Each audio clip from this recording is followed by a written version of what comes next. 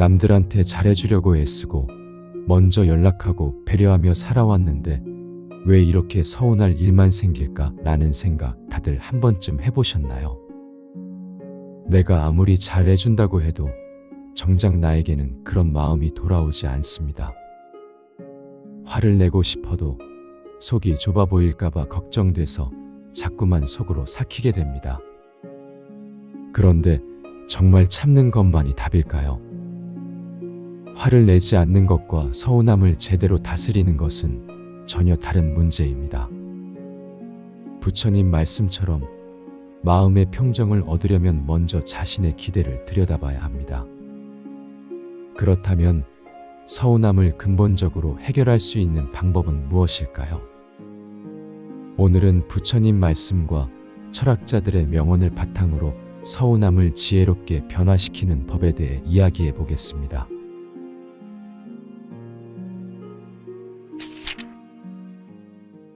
서운할 때 화내지 않고 이렇게만 하라. 사람과 사람 사이에는 서운한 마음이 생기기 마련입니다. 하지만 그 서운함을 화로 표현하는 순간 관계는 더욱 멀어지게 됩니다. 부처님은 분노는 타는 숯을 남에게 던지려다가 먼저 자신의 손을 태우는 것과 같다 라고 말씀하셨습니다. 이 말씀처럼 화를 내는 것은 상대방보다 자신에게 더 큰 상처를 주는 일입니다. 임상심리학자 아론 백은 분노는 잘못된 인지에서 시작되며 생각을 바꾸면 감정도 변화한다고 했습니다. 서운한 마음이 들 때야말로 지혜롭게 대처할 수 있는 소중한 기회입니다. 첫 번째로, 서운한 마음이 일어나는 순간 깊게 숨을 들이마시세요.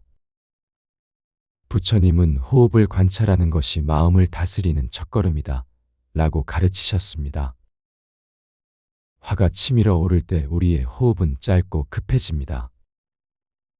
하지만 의식적으로 깊고 긴 호흡을 하면 마음이 차분해집니다. 신경과학자 허버트 벤슨은 깊은 호흡이 부교감 신경을 활성화시켜 스트레스 호르몬을 감소시킨다고 밝혔습니다. 마치 잔잔한 호수에 던진 돌멩이의 파문이 점점 사라지듯 깊은 호흡은 마음의 파도를 가라앉힙니다. 할머니들이 밭일을 하다가 허리를 펴고 하늘을 바라보며 한숨 돌리듯 그렇게 천천히 호흡해 보세요. 두 번째, 상대방의 입장에서 생각해 보세요. 노자는 남을 아는 자는 지혜롭고 자신을 아는 자는 현명하다 라고 했습니다. 서운함은 대부분 우리가 기대한 것과 다른 결과가 나왔을 때 생깁니다. 하지만 상대방에게도 나름의 사정과 이유가 있을 수 있습니다. 사회심리학자 리로스는 기본 귀인 오류라는 개념을 통해 우리는 타인의 행동을 성격 탓으로 돌리는 경향이 있다고 설명했습니다. 마치 산 너머 마을 사람들의 사정을 모르듯 우리는 상대방의 속마음을 다 알 수 없습니다. 혹시 상대방이 몸이 아프거나 다른 걱정거리가 있었을지도 모릅니다. 세 번째로, 내 마음속 기대를 점검해 보세요. 부처님은 모든 괴로움은 집착에서 비롯된다 라고 말씀하셨습니다. 서운한 마음의 뿌리에는 이렇게 해줄 것이다 라는 기대가 자리 잡고 있습니다. 하지만 다른 사람은 내 마음대로 움직이지 않습니다. 긍정심리학자 마틴 셀리그만은 우리가 통제할 수 있는 것과 없는 것을 구분하는 것이 행복의 열쇠다 라고 했습니다. 마치 텃밭에 심은 채소가 내 뜻대로 자라지 않는 것처럼 사람의 마음도 그런 것입니다.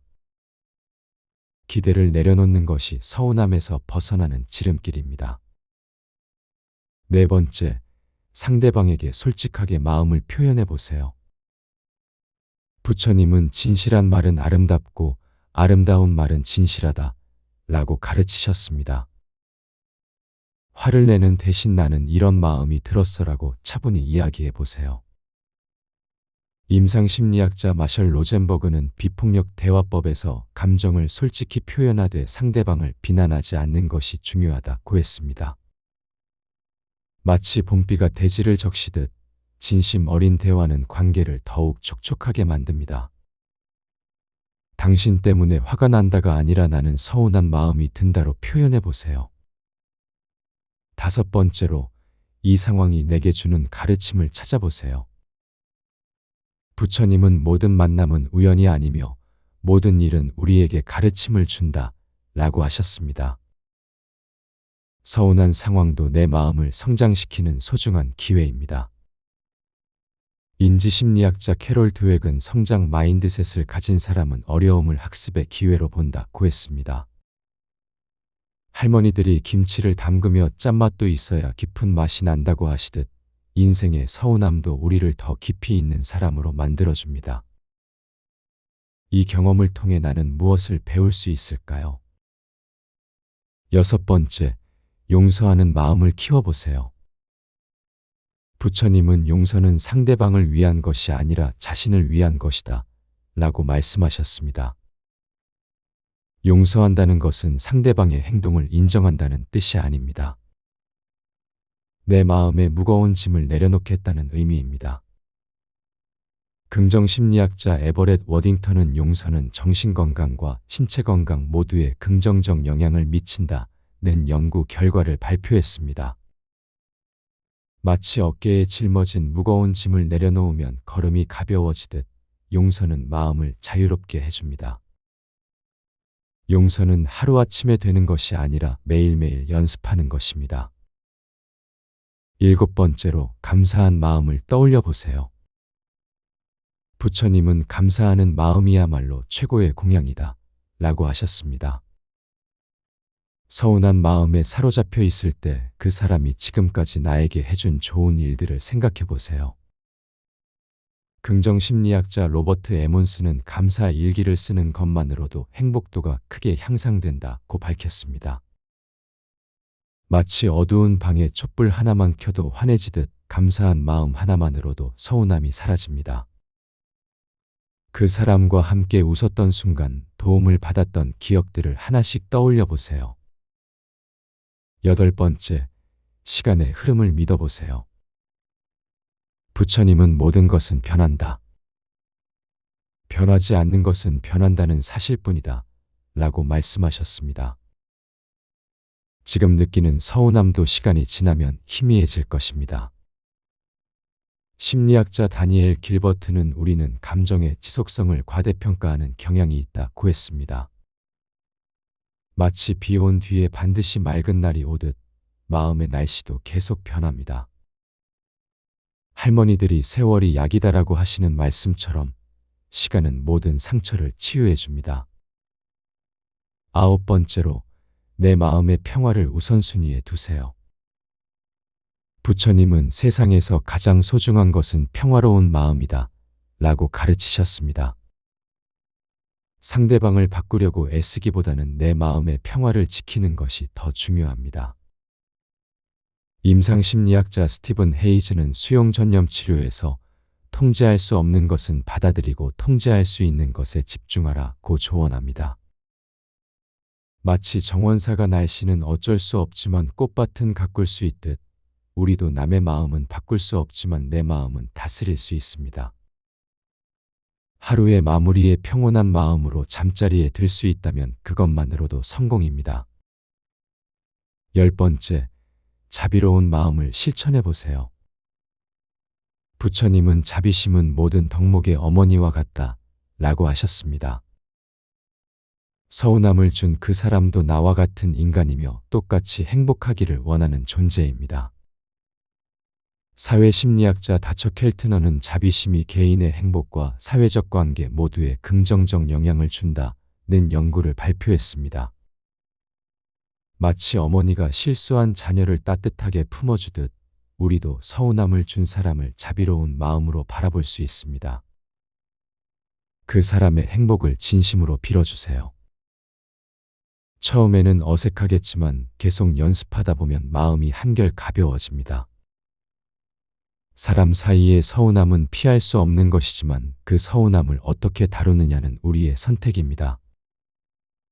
화를 내는 것은 쉽지만 지혜롭게 대처하는 것은 우리를 더 성숙한 사람으로 만들어줍니다. 오늘부터 서운한 마음이 들 때마다 이런 방법들을 하나씩 실천해 보세요. 여러분의 마음의 평화와 지혜가 가득하기를 진심으로 기원합니다. 현명한 사람들이 품위를 지키면서 할 말 다 하고 사는 방법. 살아가다 보면 누구나 한 번쯤은 고민해 봤을 겁니다. 말하고 싶은 것은 많은데 어떻게 하면 품위를 잃지 않으면서도 내 마음을 제대로 전할 수 있을까요? 부처님께서는 말은 마음의 창문이다 라고 말씀하셨습니다. 우리가 하는 말 한마디 한마디가 바로 우리의 마음을 그대로 비추는 거울이라는 뜻입니다. 현명한 사람들은 이 진리를 깊이 깨달아 말을 할 때도 마음을 다스리는 것부터 시작합니다. 첫 번째, 말하기 전에 마음을 고요하게 가라앉히는 것입니다. 부처님께서는 성난 마음으로 하는 말은 독화살과 같다 라고 경계하셨습니다. 아무리 옳은 말이라도 화가 난 상태에서 하면 상대방에게 상처만 줄 뿐입니다. 임상심리학자 데니얼 골먼은 감정이 격해진 상태에서는 이성적 판단이 현저히 떨어진다고 연구 결과를 발표했습니다. 그러니 말하고 싶은 것이 있을 때는 먼저 깊게 숨을 들이마시고 마음을 차분하게 가라앉히세요. 마치 호수에 던진 돌멩이가 만든 파문이 잔잔해질 때까지 기다리듯이요. 그렇게 마음이 고요해지면 여러분의 말도 자연스럽게 부드러워지고 상대방도 귀를 기울이게 됩니다. 두 번째, 상대방의 마음을 먼저 헤아리는 것입니다. 노자는 지혜로운 사람은 남의 마음을 자신의 마음으로 삼는다고 했습니다. 말을 하기 전에 상대방이 지금 어떤 상황에 있는지, 어떤 기분인지를 먼저 살펴보세요. 사회심리학자 칼 로저스는 공감적 이해가 모든 소통의 시작이다 라고 강조했습니다. 상대방이 지금 힘들어하고 있다면 아무리 급한 말이라도 조금 미뤄두는 것이 현명합니다. 마치 농부가 씨앗을 뿌리기 전에 밭의 상태를 살펴보듯이요. 좋은 땅에 뿌린 씨앗이 잘 자라나듯 상대방의 마음이 열려 있을 때 하는 말이 더 깊이 전달됩니다. 세 번째, 진실을 말하되 사랑으로 포장하는 것입니다. 부처님께서는 진실한 말이라도 때와 장소를 가려서 해야 한다고 가르치셨습니다. 아무리 사실이라도 상대방에게 상처를 주는 방식으로 말하면 그 진실이 독이 될 수 있습니다. 긍정심리학자 마틴 셀리그만은 같은 내용이라도 표현 방식에 따라 전혀 다른 결과를 가져온다고 했습니다. 예를 들어 상대방의 잘못을 지적할 때도 당신이 틀렸다고 말하는 대신 혹시 이런 방법은 어떨까요? 라고 제안하는 식으로 말하세요. 마치 꽃에 물을 주듯 부드럽게 하지만 뿌리까지 스며들도록 말하는 것입니다. 그러면 상대방도 방어적이 되지 않고 여러분의 말을 받아들일 수 있습니다. 네 번째, 때로는 침묵이 더 큰 힘을 발휘한다는 것을 아는 것입니다. 공자는 말을 아끼는 것이 덕이다 라고 했습니다. 모든 상황에서 말을 해야 한다고 생각하지 마세요. 인지심리학자 다니엘 카네만은 때로는 말하지 않는 것이 더 큰 메시지를 전달한다고 연구했습니다. 상대방이 잘못을 깨달을 때까지 기다려주는 것, 그것도 큰 사랑입니다. 마치 어머니가 아이가 스스로 깨달을 때까지 조용히 지켜보듯이요. 침묵 속에서 상대방이 스스로 생각할 시간을 주면 오히려 더 깊은 깨달음을 얻을 수 있습니다. 다섯 번째, 자신의 감정을 솔직하게 표현하되 상대방을 탓하지 않는 것입니다. 부처님께서는 자신의 마음을 솔직히 들여다보는 것이 지혜의 시작이다 라고 말씀하셨습니다. 화가 날 때 당신 때문에 화가 난다고 말하는 대신 지금 제가 속상합니다라고 자신의 감정을 표현하세요. 임상심리학자 마샬 로젠버그는 비폭력 대화법에서 가장 중요한 것은 자신의 감정을 책임지는 것이다 라고 했습니다. 이렇게 하면 상대방도 방어적이 되지 않고 여러분의 마음을 이해하려고 노력하게 됩니다. 마치 거울이 있는 그대로를 비추듯 자신의 감정을 있는 그대로 보여주는 것입니다.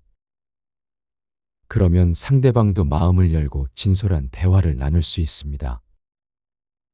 여섯 번째, 상대방의 체면을 세워주면서 자신의 의견을 전달하는 것입니다.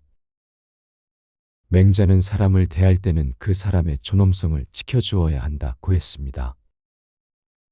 아무리 상대방이 잘못했다고 해도 다른 사람들 앞에서 망신을 주는 것은 현명하지 않습니다. 사회심리학자 어빙 고프만은 체면을 잃는 것은 가장 큰 스트레스 중 하나다 라고 연구했습니다. 대신 둘만 있을 때 조용히 대화를 나누거나 상대방의 좋은 점을 먼저 인정한 후에 개선할 점을 말하세요. 마치 정원사가 꽃을 다듬을 때 아름다운 부분은 그대로 두고 필요한 부분만 손보듯이요. 이렇게 하면 상대방도 자존심을 지키면서 여러분의 말을 받아들일 수 있습니다. 일곱 번째, 구체적인 사실을 바탕으로 말하는 것입니다. 부처님께서는 모든 말은 진실에 근거해야 한다고 가르치셨습니다. 감정적인 말이나 추측으로 말하지 말고 실제로 일어난 일을 바탕으로 대화하세요. 인지심리학자 아론 백은 구체적인 사실에 기반한 대화가 오해를 줄인다고 했습니다. 예를 들어 당신은 항상 그래라고 말하는 대신 어제 약속 시간에 30분 늦으셨어요라고 구체적으로 말하는 것입니다. 마치 의사가 환자를 진료할 때 정확한 증상을 파악하듯이요. 구체적인 사실에 기반한 대화는 상대방도 반박하기 어렵고 문제 해결에도 도움이 됩니다. 여덟 번째, 해결책을 함께 찾아가는 자세로 말하는 것입니다. 노자는 현명한 사람은 문제를 지적하는 것이 아니라 해결책을 찾는다고 했습니다. 문제를 지적하는 것에서 그치지 말고 어떻게 하면 더 나아질 수 있을지 함께 고민하세요. 사회심리학자 로저 피셔는 협력적 문제 해결 방식이 갈등을 줄이고 관계를 개선한다고 연구했습니다. 이것은 잘못됐다고 말하는 대신 이렇게 하면 더 좋을 것 같은데 어떻게 생각하세요라고 제안하는 것입니다. 마치 두 사람이 함께 산을 오르듯 같은 목표를 향해 나아가는 동반자 의식을 갖는 것입니다. 그러면 상대방도 방어적이 되지 않고 함께 노력하려고 할 것입니다. 아홉 번째, 상대방의 말을 끝까지 들어주는 것입니다. 부처님께서는 진정한 소통은 들음에서 시작된다고 말씀하셨습니다. 자신의 말만 하려고 하지 말고 상대방의 말을 끝까지 귀담아 들어보세요. 임상심리학자 칼 로저스는 적극적 경청이 치료 관계의 핵심이다 라고 강조했습니다. 상대방이 말하는 동안 다음에 할 말을 생각하지 말고 오직 그 사람의 말에만 집중하세요. 마치 어머니가 아이의 하루 이야기를 들어주듯 온 마음을 다해 들어주는 것입니다. 그러면 상대방도 여러분의 말을 들을 준비가 됩니다. 열 번째, 자신의 한계를 인정하고 배우려는 자세를 보이는 것입니다. 공자는 아는 것을 안다 하고 모르는 것을 모른다 하는 것이 참된 알미다 라고 했습니다. 모든 것을 다 안다는 식으로 말하지 말고 때로는 잘 모르겠다, 배우고 싶다고 솔직하게 말하세요. 사회심리학자 캐럴 드웩은 성장 마인드셋을 가진 사람이 더 나은 관계를 맺는다고 연구했습니다. 이런 겸손한 자세는 상대방으로 하여금 여러분을 더 신뢰하게 만듭니다. 마치 빈 그릇이 더 많은 것을 담을 수 있듯 비운 마음이 더 많은 지혜를 받아들일 수 있습니다. 그리고 이런 자세는 상대방도 마음을 열고 진솔한 대화를 나누게 만듭니다. 현명한 사람들은 이렇게 품위를 지키면서도 할 말을 다하며 살아갑니다. 그들은 말이 가진 힘을 알고 그 힘을 현명하게 사용하는 방법을 터득한 사람들입니다. 여러분도 이런 지혜를 하나씩 실천해 보시면 품위 있고 당당한 삶을 살아가실 수 있을 것입니다. 서운할 때 화내지 않고 이렇게만 하라. 사람과 사람 사이에는 서운한 마음이 생기기 마련입니다. 하지만 그 서운함을 화로 표현하는 순간 관계는 더욱 멀어지게 됩니다. 부처님은 분노는 타는 숯을 남에게 던지려다가 먼저 자신의 손을 태우는 것과 같다 라고 말씀하셨습니다. 이 말씀처럼 화를 내는 것은 상대방보다 자신에게 더 큰 상처를 주는 일입니다. 임상심리학자 아론 벡은 분노는 잘못된 인지에서 시작되며 생각을 바꾸면 감정도 변화한다고 했습니다. 서운한 마음이 들 때야말로 지혜롭게 대처할 수 있는 소중한 기회입니다. 첫 번째로, 서운한 마음이 일어나는 순간 깊게 숨을 들이마시세요. 부처님은 호흡을 관찰하는 것이 마음을 다스리는 첫걸음이다 라고 가르치셨습니다. 화가 치밀어 오를 때 우리의 호흡은 짧고 급해집니다. 하지만 의식적으로 깊고 긴 호흡을 하면 마음이 차분해집니다.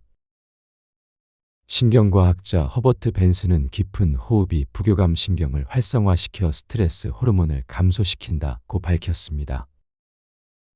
마치 잔잔한 호수에 던진 돌멩이의 파문이 점점 사라지듯 깊은 호흡은 마음의 파도를 가라앉힙니다.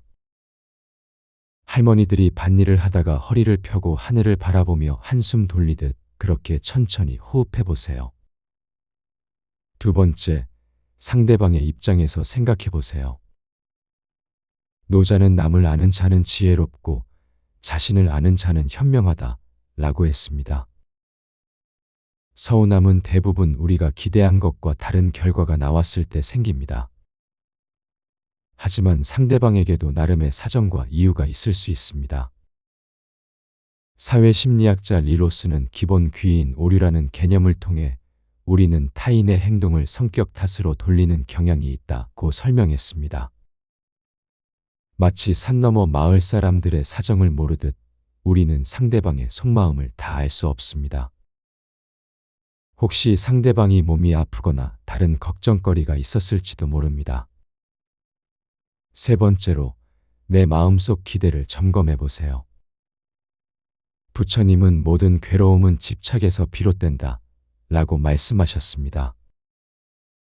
서운한 마음의 뿌리에는 이렇게 해줄 것이다 라는 기대가 자리 잡고 있습니다. 하지만 다른 사람은 내 마음대로 움직이지 않습니다. 긍정심리학자 마틴 셀리그만은 우리가 통제할 수 있는 것과 없는 것을 구분하는 것이 행복의 열쇠다 라고 했습니다. 마치 텃밭에 심은 채소가 내 뜻대로 자라지 않는 것처럼 사람의 마음도 그런 것입니다. 기대를 내려놓는 것이 서운함에서 벗어나는 지름길입니다. 네 번째, 상대방에게 솔직하게 마음을 표현해 보세요. 부처님은 진실한 말은 아름답고 아름다운 말은 진실하다 라고 가르치셨습니다.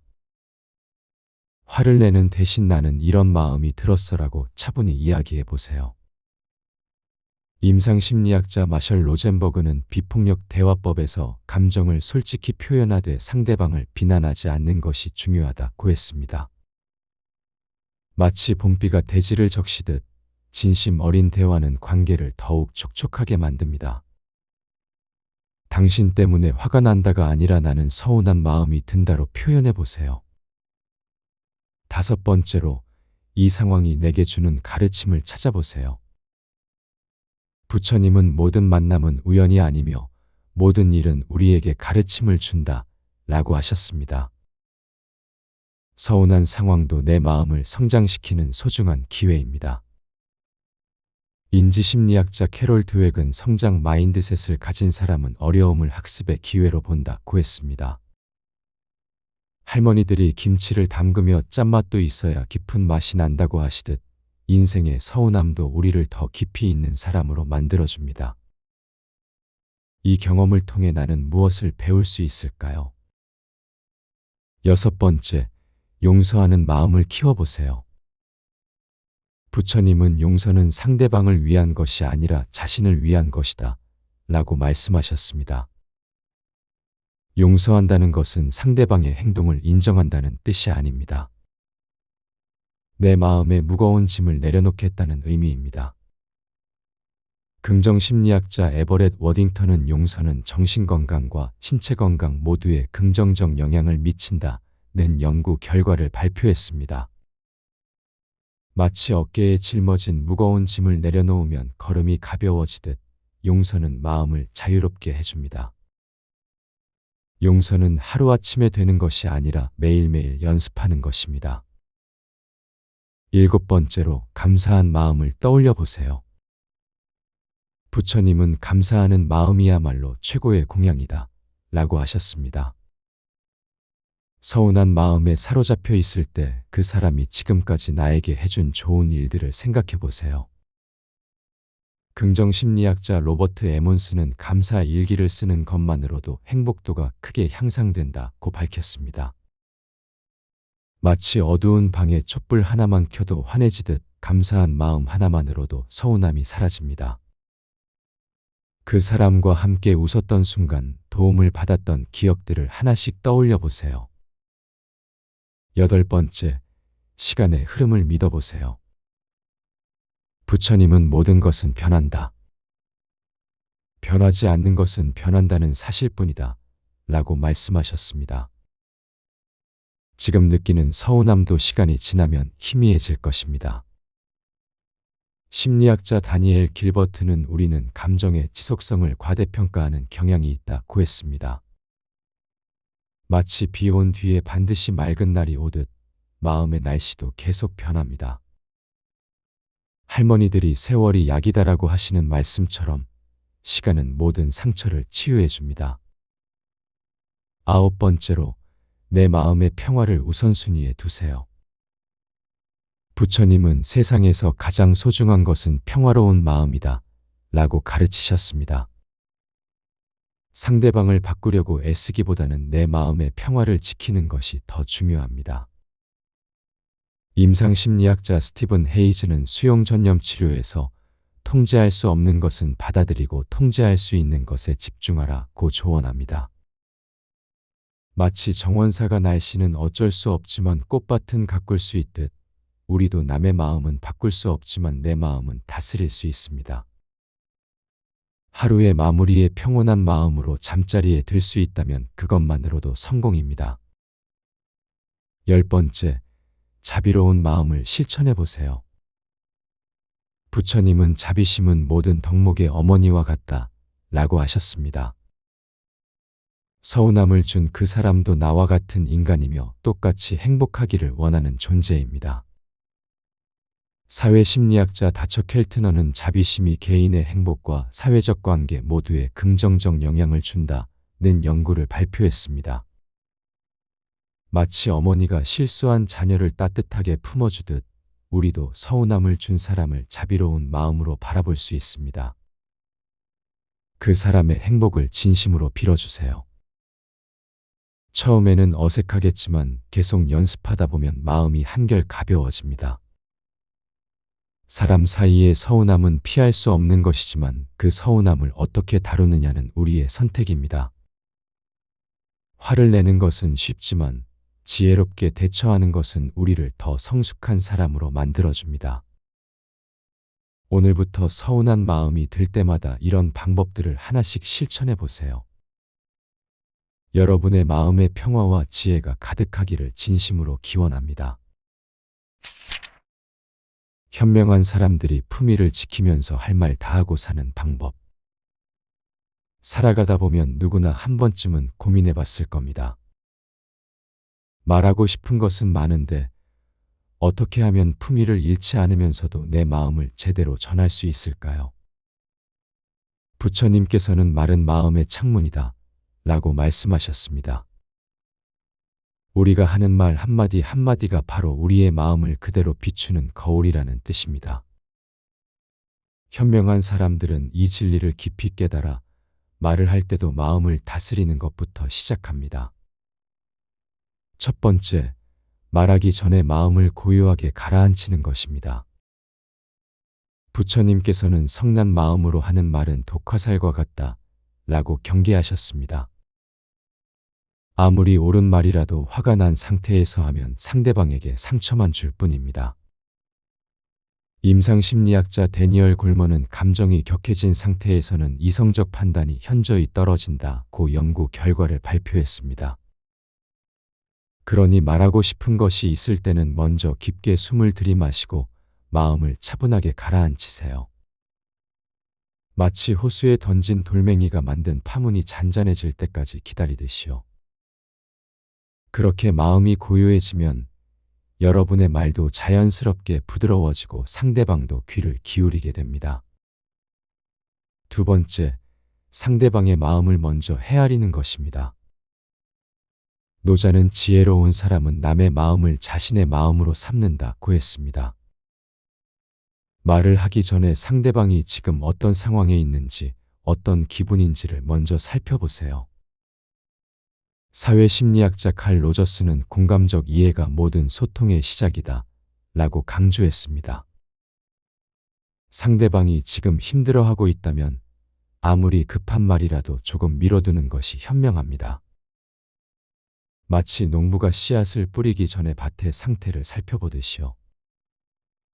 좋은 땅에 뿌린 씨앗이 잘 자라나듯 상대방의 마음이 열려 있을 때 하는 말이 더 깊이 전달됩니다. 세 번째, 진실을 말하되 사랑으로 포장하는 것입니다. 부처님께서는 진실한 말이라도 때와 장소를 가려서 해야 한다고 가르치셨습니다. 아무리 사실이라도 상대방에게 상처를 주는 방식으로 말하면 그 진실이 독이 될 수 있습니다.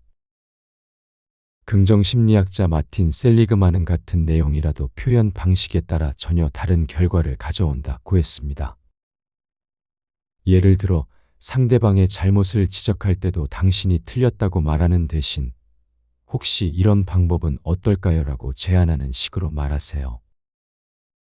마치 꽃에 물을 주듯 부드럽게 하지만 뿌리까지 스며들도록 말하는 것입니다. 그러면 상대방도 방어적이 되지 않고 여러분의 말을 받아들일 수 있습니다.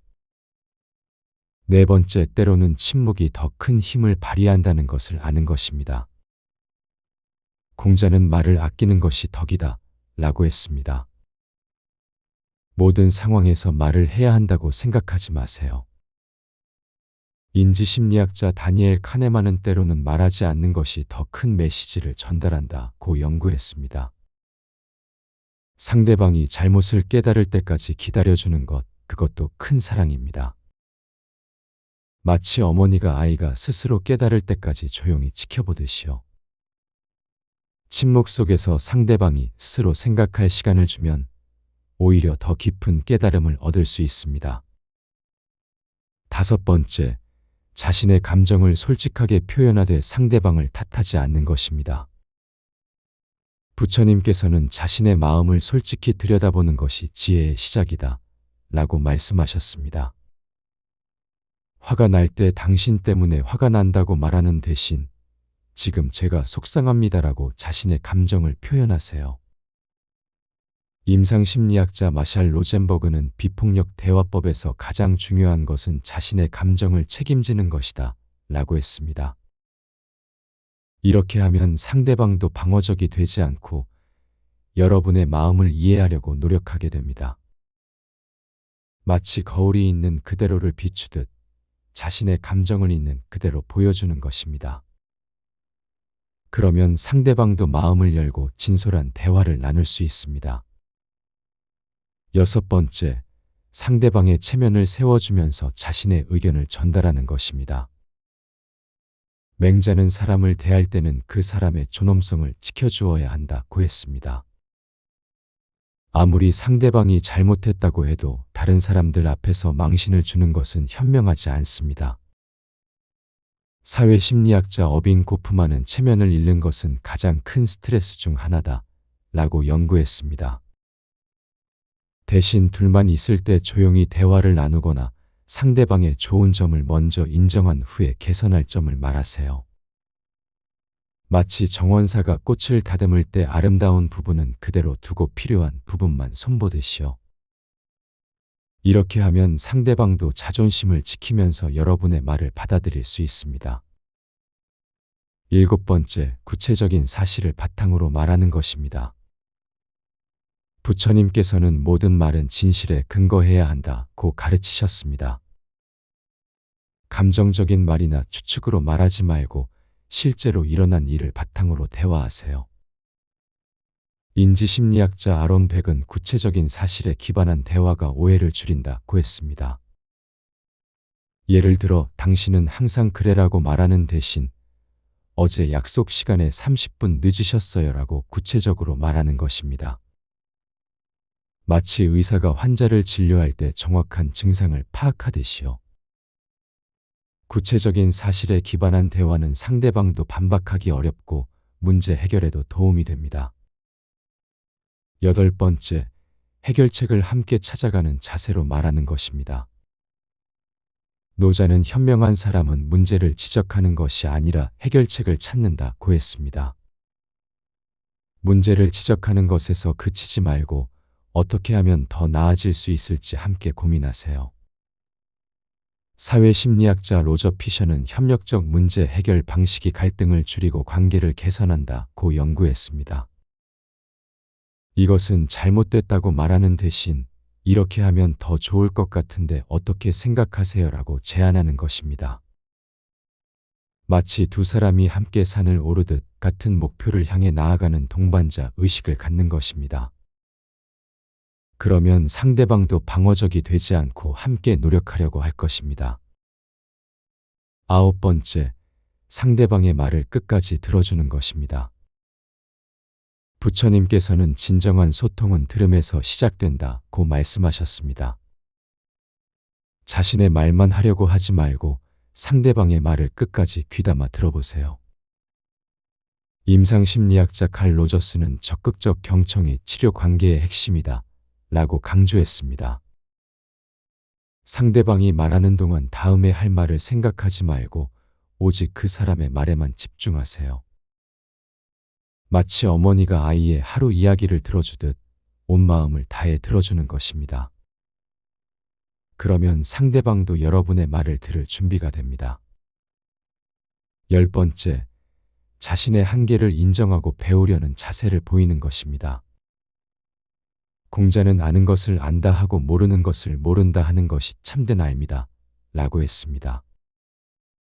모든 것을 다 안다는 식으로 말하지 말고 때로는 잘 모르겠다, 배우고 싶다고 솔직하게 말하세요.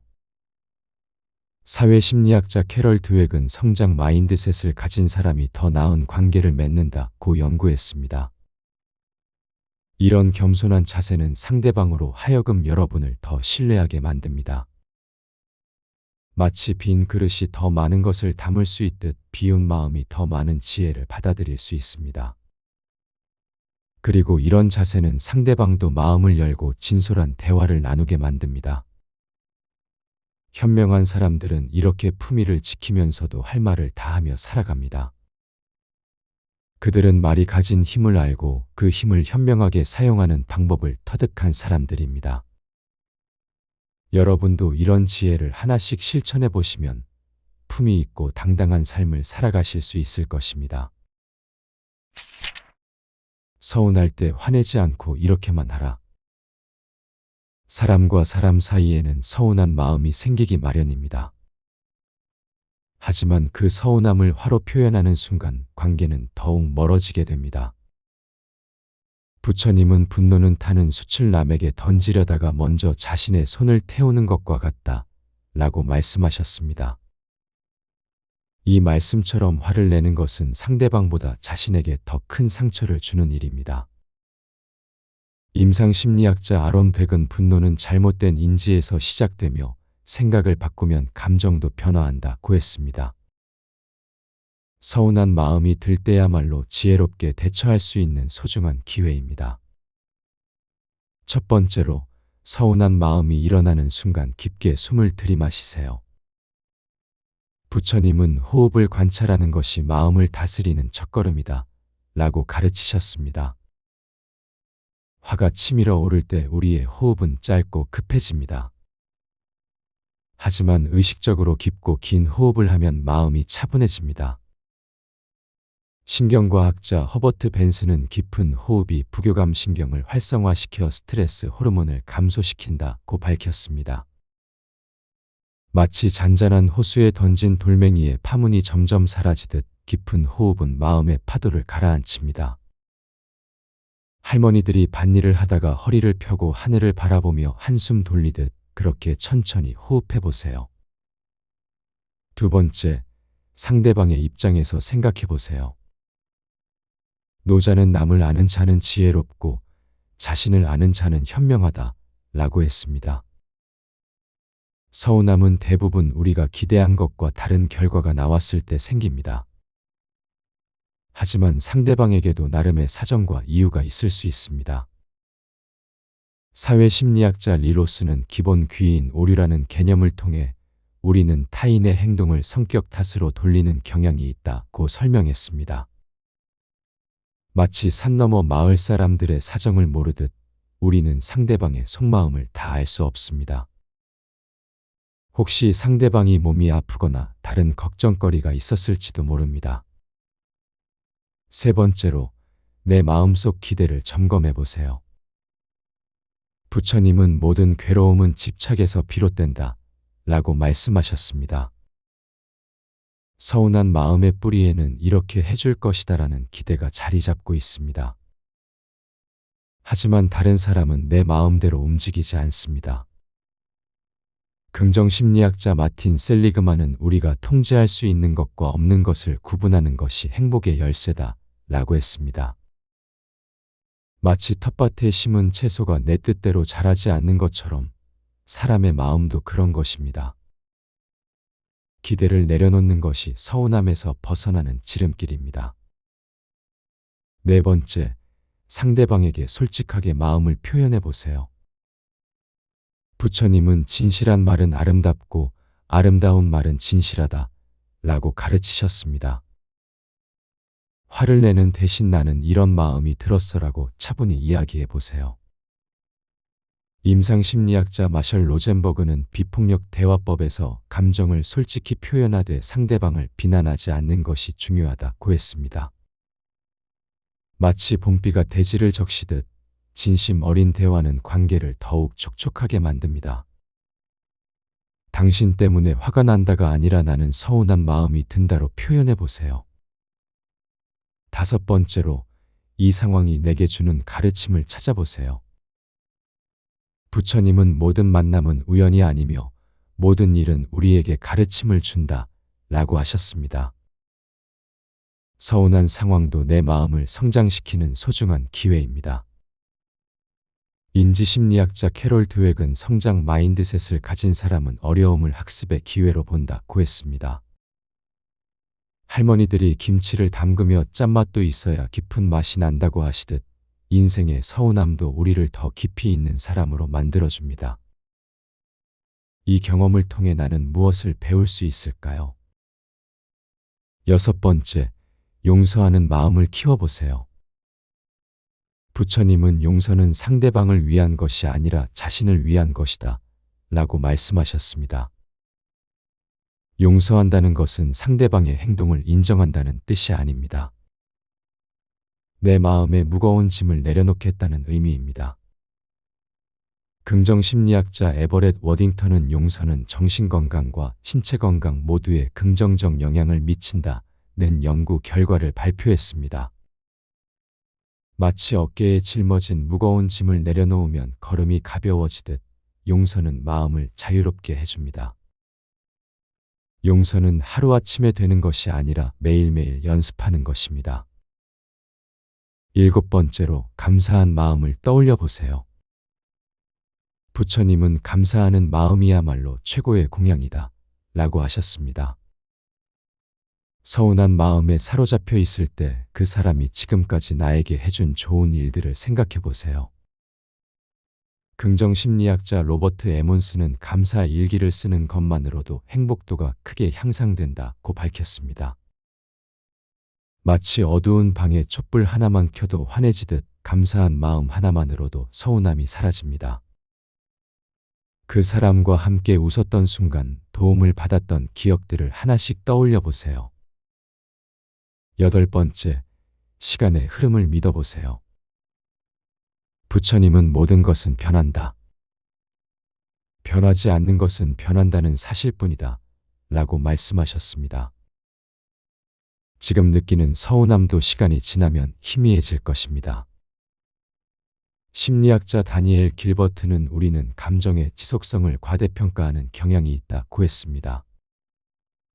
마치 비 온 뒤에 반드시 맑은 날이 오듯 마음의 날씨도 계속 변합니다. 할머니들이 세월이 약이다라고 하시는 말씀처럼 시간은 모든 상처를 치유해 줍니다. 9번째로, 내 마음의 평화를 우선순위에 두세요. 부처님은 세상에서 가장 소중한 것은 평화로운 마음이다 라고 가르치셨습니다. 상대방을 바꾸려고 애쓰기보다는 내 마음의 평화를 지키는 것이 더 중요합니다. 임상심리학자 스티븐 헤이즈는 수용 전념 치료에서 통제할 수 없는 것은 받아들이고 통제할 수 있는 것에 집중하라고 조언합니다.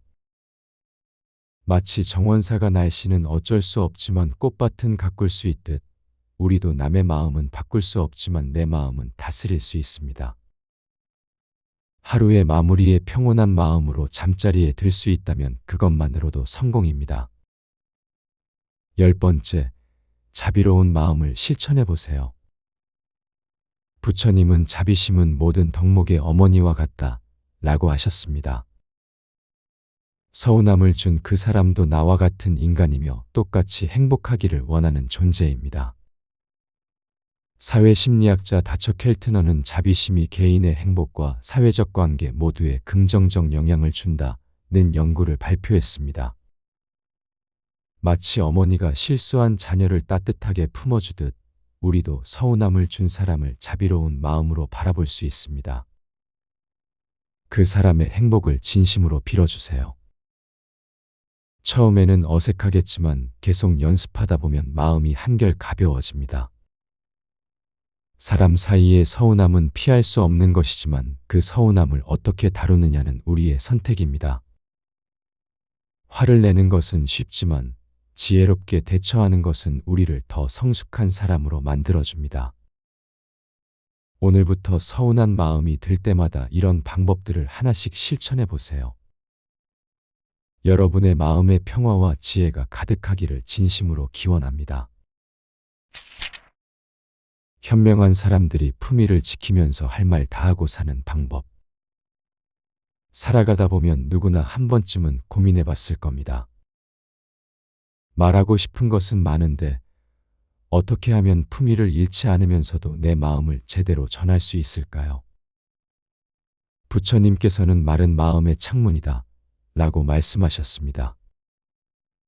우리가 하는 말 한마디 한마디가 바로 우리의 마음을 그대로 비추는 거울이라는 뜻입니다. 현명한 사람들은 이 진리를 깊이 깨달아 말을 할 때도 마음을 다스리는 것부터 시작합니다. 첫 번째, 말하기 전에 마음을 고요하게 가라앉히는 것입니다. 부처님께서는 성난 마음으로 하는 말은 독화살과 같다 라고 경계하셨습니다. 아무리 옳은 말이라도 화가 난 상태에서 하면 상대방에게 상처만 줄 뿐입니다.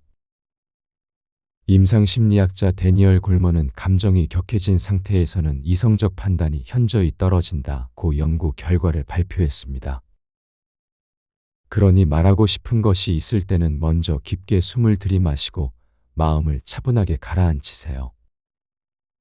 마치 호수에 던진 돌멩이가 만든 파문이 잔잔해질 때까지 기다리듯이요. 그렇게 마음이 고요해지면 여러분의 말도 자연스럽게 부드러워지고 상대방도 귀를 기울이게 됩니다. 두 번째, 상대방의 마음을 먼저 헤아리는 것입니다. 노자는 지혜로운 사람은 남의 마음을 자신의 마음으로 삼는다고 했습니다. 말을 하기 전에 상대방이 지금 어떤 상황에 있는지, 어떤 기분인지를 먼저 살펴보세요.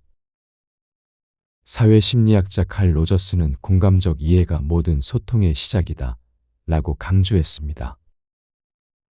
상대방이 지금 힘들어하고 있다면 아무리 급한 말이라도 조금 미뤄두는 것이 현명합니다. 마치 농부가 씨앗을 뿌리기 전에 밭의 상태를 살펴보듯이요. 좋은 땅에 뿌린 씨앗이 잘 자라나듯 상대방의 마음이 열려 있을 때 하는 말이 더 깊이 전달됩니다. 세 번째, 진실을 말하되 사랑으로 포장하는 것입니다. 부처님께서는 진실한 말이라도 때와 장소를 가려서 해야 한다고 가르치셨습니다. 아무리 사실이라도 상대방에게 상처를 주는 방식으로 말하면 그 진실이 독이 될 수 있습니다. 긍정심리학자 마틴 셀리그만은 같은 내용이라도 표현 방식에 따라 전혀 다른 결과를 가져온다고 했습니다. 예를 들어 상대방의 잘못을 지적할 때도 당신이 틀렸다고 말하는 대신 혹시 이런 방법은 어떨까요? 라고 제안하는 식으로 말하세요. 마치 꽃에 물을 주듯 부드럽게 하지만 뿌리까지 스며들도록 말하는 것입니다. 그러면 상대방도 방어적이 되지 않고 여러분의 말을 받아들일 수 있습니다. 네 번째, 때로는 침묵이 더 큰 힘을 발휘한다는 것을 아는 것입니다. 공자는 말을 아끼는 것이 덕이다 라고 했습니다. 모든 상황에서 말을 해야 한다고 생각하지 마세요. 인지심리학자 다니엘 카네만은 때로는 말하지 않는 것이 더 큰 메시지를 전달한다고 연구했습니다. 상대방이 잘못을 깨달을 때까지 기다려주는 것, 그것도 큰 사랑입니다. 마치 어머니가 아이가 스스로 깨달을 때까지 조용히 지켜보듯이요. 침묵 속에서 상대방이 스스로 생각할 시간을 주면 오히려 더 깊은 깨달음을 얻을 수 있습니다. 다섯 번째, 자신의 감정을 솔직하게 표현하되 상대방을 탓하지 않는 것입니다. 부처님께서는 자신의 마음을 솔직히 들여다보는 것이 지혜의 시작이다 라고 말씀하셨습니다. 화가 날 때 당신 때문에 화가 난다고 말하는 대신 지금 제가 속상합니다라고 자신의 감정을 표현하세요. 임상심리학자 마샬 로젠버그는 비폭력 대화법에서 가장 중요한 것은 자신의 감정을 책임지는 것이다 라고 했습니다. 이렇게 하면 상대방도 방어적이 되지 않고 여러분의 마음을 이해하려고 노력하게 됩니다. 마치 거울이 있는 그대로를 비추듯 자신의 감정을 있는 그대로 보여주는 것입니다. 그러면 상대방도 마음을 열고 진솔한 대화를 나눌 수 있습니다. 여섯 번째, 상대방의 체면을 세워주면서 자신의 의견을 전달하는 것입니다. 맹자는 사람을 대할 때는 그 사람의 존엄성을 지켜주어야 한다고 했습니다. 아무리 상대방이 잘못했다고 해도 다른 사람들 앞에서 망신을 주는 것은 현명하지 않습니다. 사회심리학자 어빙 고프만은 체면을 잃는 것은 가장 큰 스트레스 중 하나다 라고 연구했습니다. 대신 둘만 있을 때 조용히 대화를 나누거나 상대방의 좋은 점을 먼저 인정한 후에 개선할 점을 말하세요. 마치 정원사가 꽃을 다듬을 때 아름다운 부분은 그대로 두고 필요한 부분만 손보듯이요. 이렇게 하면 상대방도 자존심을 지키면서 여러분의 말을 받아들일 수 있습니다. 일곱 번째, 구체적인 사실을 바탕으로 말하는 것입니다. 부처님께서는 모든 말은 진실에 근거해야 한다고 가르치셨습니다. 감정적인 말이나 추측으로 말하지 말고 실제로 일어난 일을 바탕으로 대화하세요. 인지심리학자 아론 백은 구체적인 사실에 기반한 대화가 오해를 줄인다고 했습니다. 예를 들어 당신은 항상 그래라고 말하는 대신 어제 약속 시간에 30분 늦으셨어요 라고 구체적으로 말하는 것입니다. 마치 의사가 환자를 진료할 때 정확한 증상을 파악하듯이요.